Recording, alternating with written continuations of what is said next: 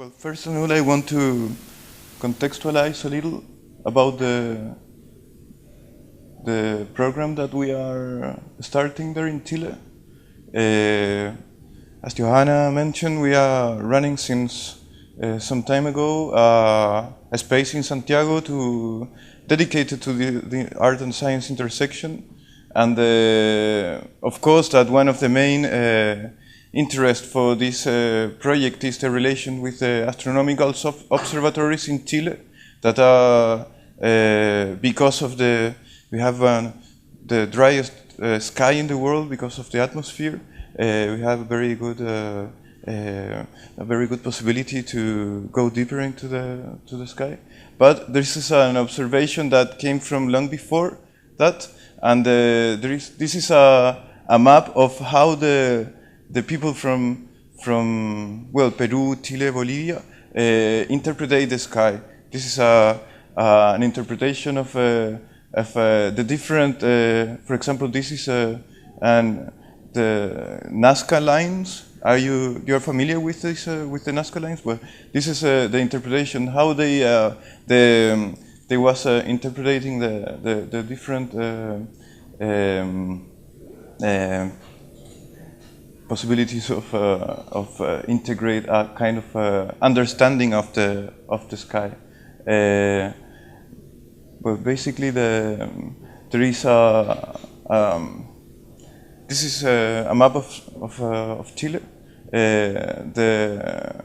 The two observatories what we are working now. It's we are working with Paranal and with Alma, and this I wanted to show you this to give you the sensation of what we are talking about. This is the Atacama Desert. This is the place where the Paranal Observatory is, and as you can see, it's like nothing in there, just a lot of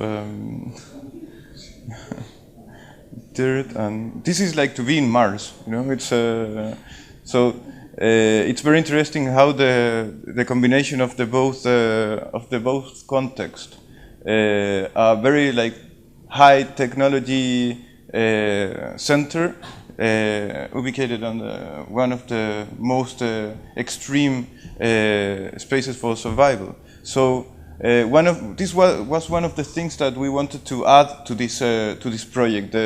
It's not just to have a contact with astronomers or with all this technology, but also to interpret and reflect around the extreme situation that we have here of life.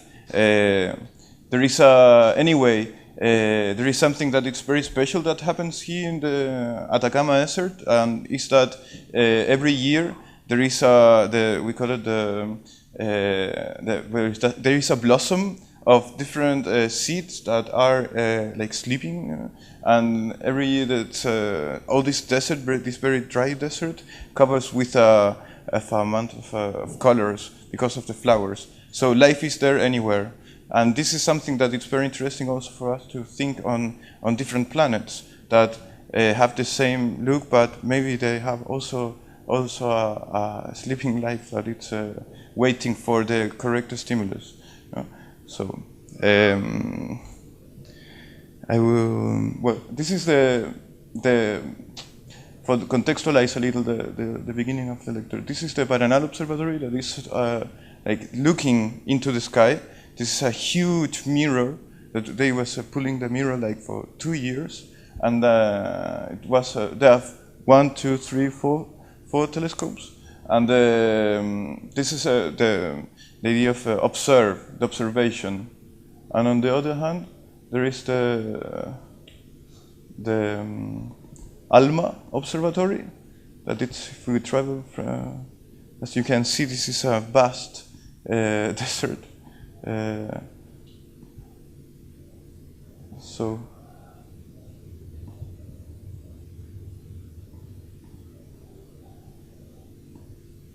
Oh.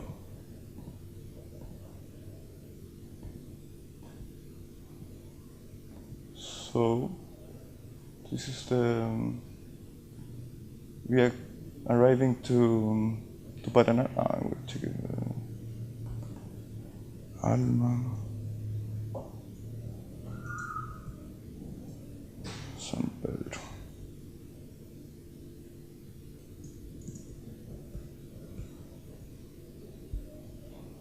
So this is the other very important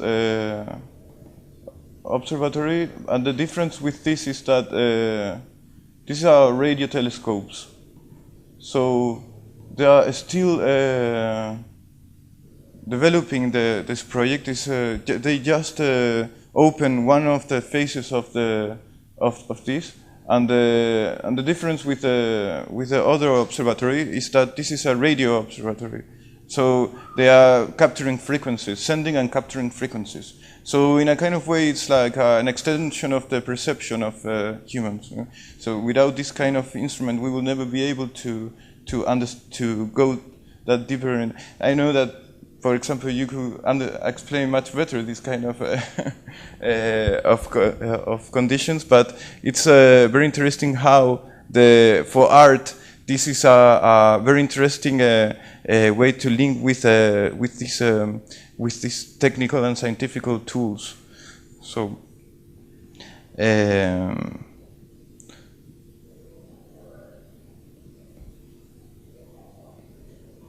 will. This is I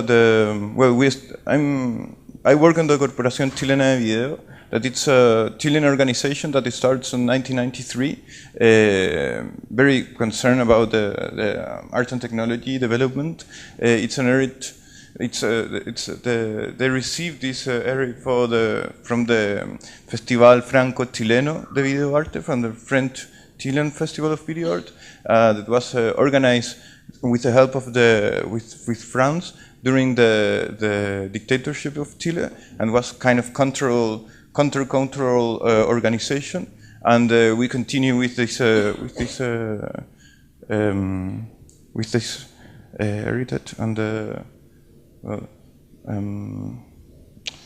I will switch because of the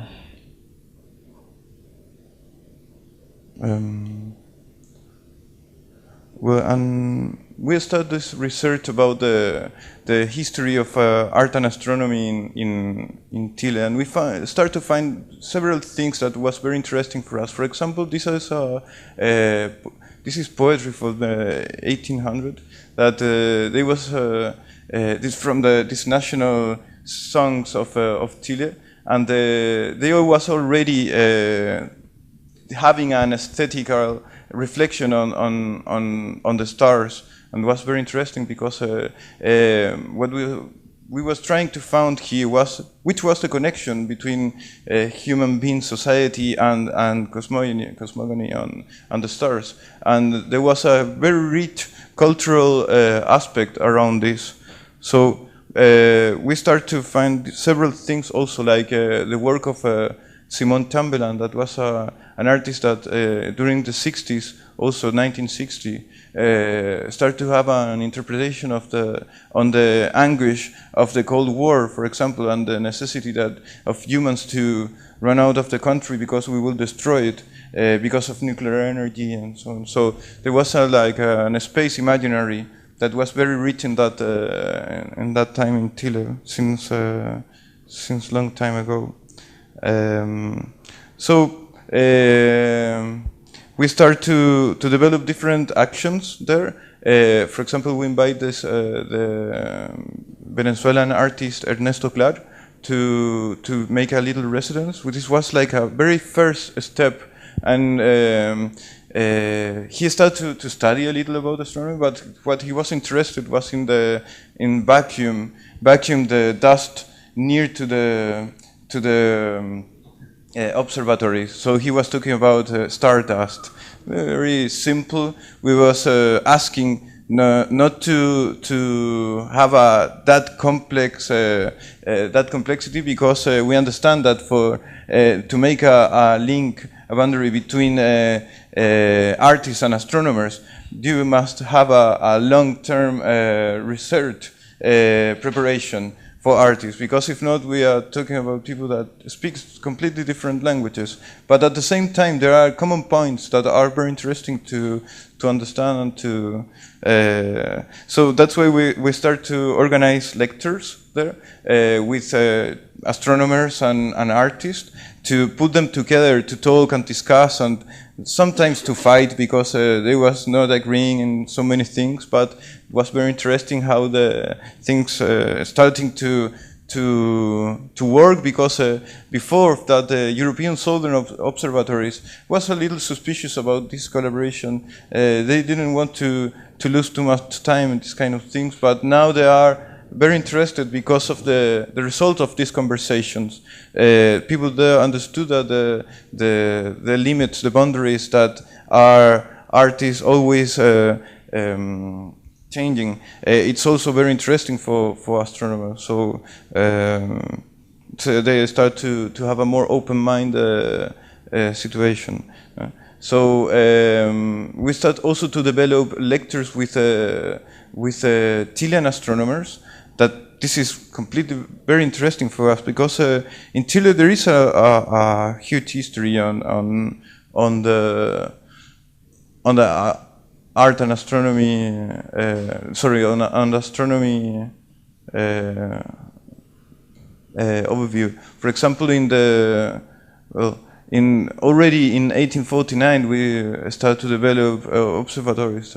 It was the first national astronomical observatory. So they start also to work with artists to represent what they was searching on. So it was quite interesting to understand this relation from that perspective also. But at the same time, we was trying to let them understand that artists must not be like the public relation department of the scientific center. So this was a kind of interesting discussion of how they will cooperate. They will make things together, but not be like the I don't know, the graphic artist of the representational person in charge of their research.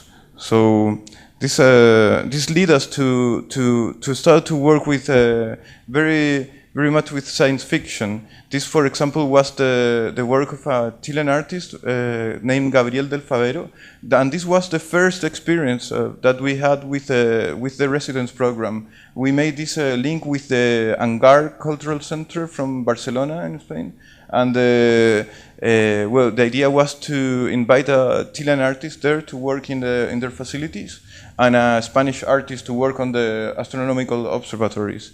And the result of this was a video named Condor Station of Gabriel that, well, he was managing also with the idea. It was very interesting how we connected with also with Simon Chamberlain's work on the 68, and he was wondering about this the future of mankind and the possible destruction of Earth because of all the how we are working for our own obsolescence, kind of this reflection. So on the other, he presented this work in several locations in Spain and Berlin, and now we will present it on the next Biennale. And on the other side, a Spanish artist named Regina de Miguel came to Chile to develop this installation named Knowledge Never Comes Alone, who was well, quite excellent because he managed to capture both the reflections about the of different astronomers and the desert. So he managed she accomplished to put together the both fields of interest that we are like looking now. So on this resonance program, we have several fields of interest. They are growing all the time, and for example, we are very interested in the pre-Colombian astronomy. like the Mapuche cosmogonies, Atacameños, and Yayitas cosmogonies as well. We think that this is a huge insight to understand this geographical location, so different from here. For example, we have different compositions of different cosmogonies. So this is very important for us to give to the artists that will come to this residence to have an understanding on not just on the complexity of the astronomical research, but also in how others was working on this before.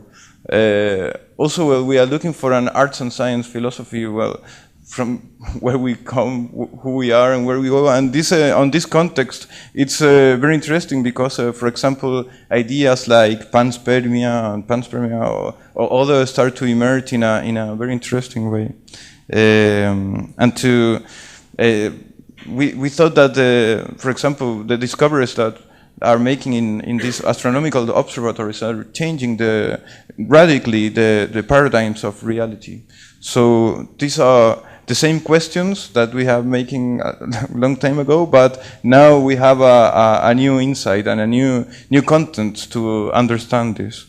Also, well, the idea that was mentioned before, the voluntary suspension of logic, or in the search of senseless and anti-logics, free will, we understand that if we determine too much and we frame things too much, we will never accomplish to come to new fields. And this is something that is the same for scientists and artists. And here is a very interesting common point where, for example, what we were understanding from the scientific point of view is that they don't want to have like a final result already settled down from before. It's something that it's very interesting how if we suspend the logic in this kind of research, we will maybe accomplish very interesting results. And also, well, we are very interested in this idea of interplanetary communication on terraformation and panspermia, because it's also changing the way that it's not just the way that we communicate each other in a symbolic way. It's how in the future we are confronting this idea of communicate with possible communities that will live in other planets. So this kind of insight that come from that maybe from science fiction more than from real science is well, something that that of course that are very like into the imaginary of the ones that are interested on these subjects. Most of the artists that apply for this kind of residence are very interested in science fiction and on the idea of how things that before was meant to be like fantasy today are very into become a new form of reality. And well, to finish, I wanted to show you some of the things that we are organizing now. As I mentioned before, I work on the video and mini art biennale, the mini art biennale of Santiago. The subject is autonomia, and we are taking this context as also as a way of survival. We are taking, for example, from the hacktivist movement and from the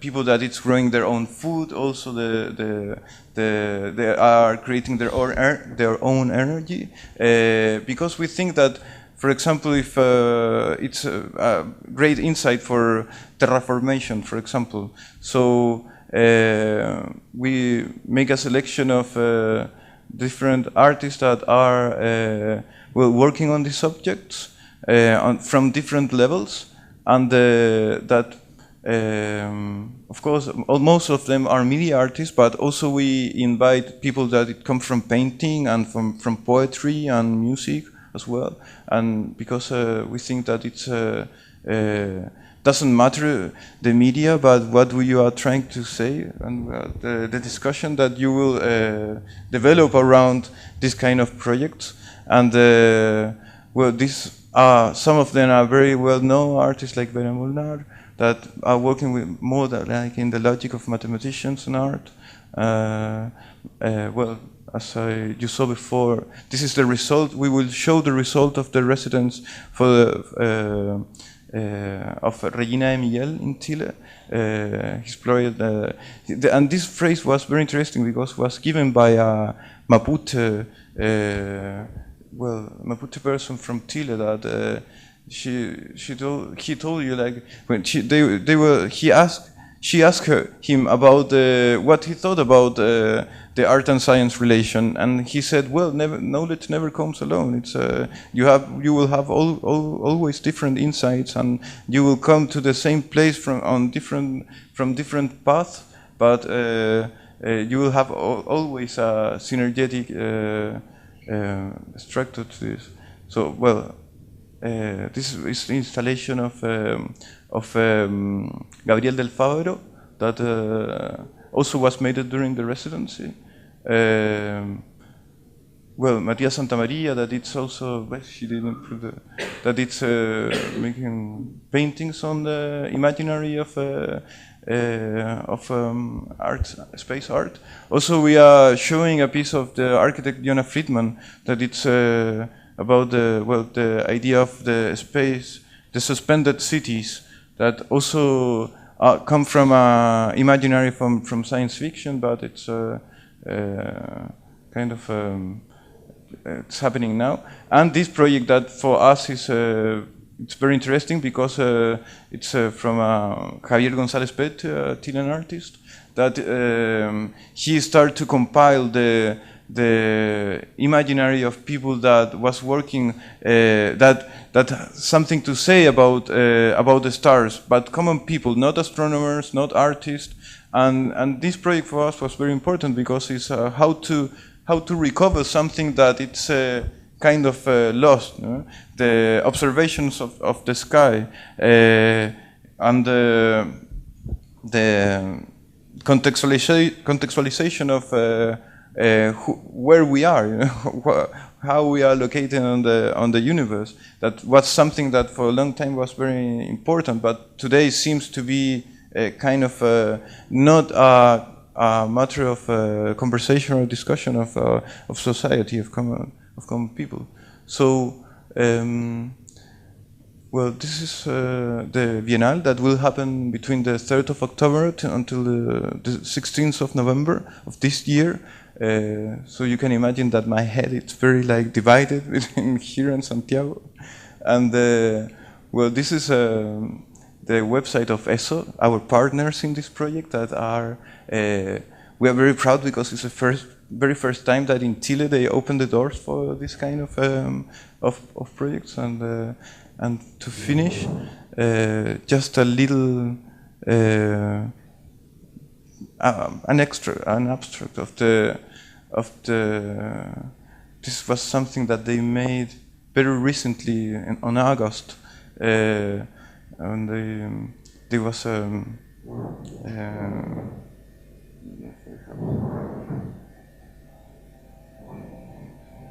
for you to understand the context of where this scientific center is located at. It's completely extreme. It's a completely extreme location. If you want to go there, you have to stay for a couple of days or 3 days in a lower zone before go there, because if not, it's you will not you will not be able to breathe well, and so it's a kind of very impressive condition to work and to research. Well, thank you very much.